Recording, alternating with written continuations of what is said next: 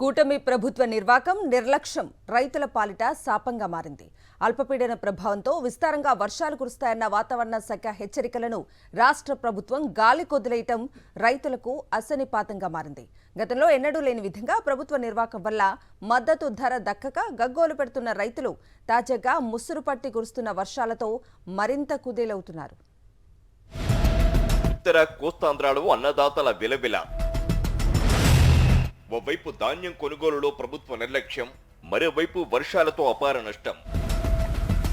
చాలా చోట్ల పొలాల్లోనే నేలవాలిన వరి పంట, కోతలు పూర్తయిన చోట తడిసి ముద్దవుతున్న ధాన్యం.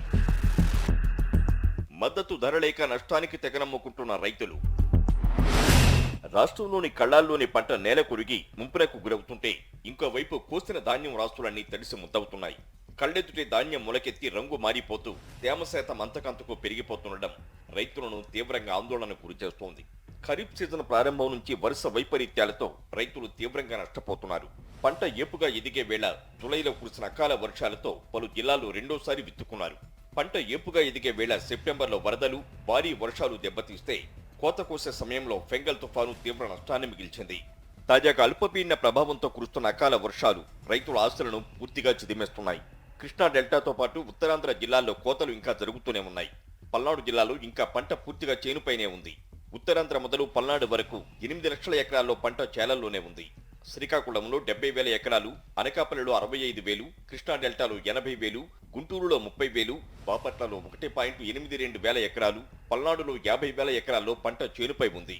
ఆయా జిల్లాల్లో 50% పైగా పంట ముంపు నీటిలో చిక్కుకుని నేల కొరిగింది. 3 రోజులుగా కురుస్తున్న వర్షాలకు శ్రీకాకుళం, విజయనగరం, పార్వతీపురం మన్యం, అనకాపల్లి, కృష్ణా, బాపట్ల జిల్లాల్లో కోతకు సిద్ధంగా ఉన్న వరి పంట పూర్తిగా నేల కొరిగింది. ఆయా జిల్లాల్లో కోసిన ధాన్యాన్ని రాలుపుకునేందుకు రైతులు నానా తంటాలు పడుతున్నారు. వర్షానికి తడవకుండా కప్పుకునేందుకు టార్పాలిన్లు కూడా దొరక్క ఇబ్బంది పడుతున్నారు. వీటిని సరఫరా చేయడంలో రాష్ట్ర ప్రభుత్వం చేతులెత్తేసింది. దీంతో అద్దెకి తెచ్చుకుని మరీ కప్పుకుంటున్నారు.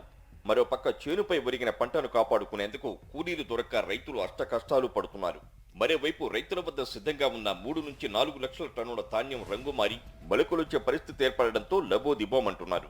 గతంలో ఎన్నడూ లేని విధంగా మద్దతు ధర లభించక అయిన కాడికి అమ్ముకోవలసిన దుస్థితి ఏర్పడింది. పౌర సరఫరాలు, మార్కెటింగ్ శాఖ అధికారులు, దళారీలు, మిల్లర్లతో కుమ్మక్కు కావడంతో 75 కేజీల బస్తాకు 300 నుంచి 400 వరకు నష్టపోతున్నారు.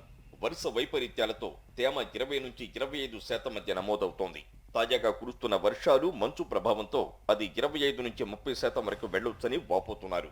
రాష్ట్రంలో ఖరీఫ్ సీజన్లో 70 లక్షల ఎకరాల్లో పంటలు సాగవ్వగా 34.92 లక్షల ఎకరాల్లో వరి సాగు చేశారు. 84.13 లక్షల టన్నుల ధాన్యం దిగుబడులు వస్తాయని అంచనా వేశారు. ఆ మేరకు తొలుత 32.75 లక్షల టన్నుల ధాన్యం సేకరణ లక్ష్యాన్ని నిర్దేశించగా దాన్ని 36 నుంచి 37 లక్షల వరకు పెంచినట్లుగా చెబుతున్నారు.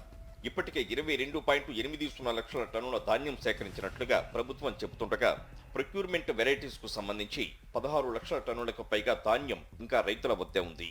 అత్యధికంగా శ్రీకాకుళం, కృష్ణా జిల్లాల్లో 2.50 లక్షల టన్నుల చొప్పున, విజయనగరం జిల్లాలో 1.50 లక్షల టన్నులు, పార్వతీపురం మన్యం, కాకినాడ జిల్లాలో 1,00,000 టన్నుల చొప్పున ధాన్యం ఉంది. నాన్ ప్రొక్యూర్మెంట్ వెరైటీస్ కు సంబంధించి మరో 3 నుంచి 4 లక్షల టన్నుల ధాన్యం రైతుల దగ్గర ఉండడంతో దిక్కుతోచని స్థితిలో కొట్టు మిట్టాడుతున్నారు.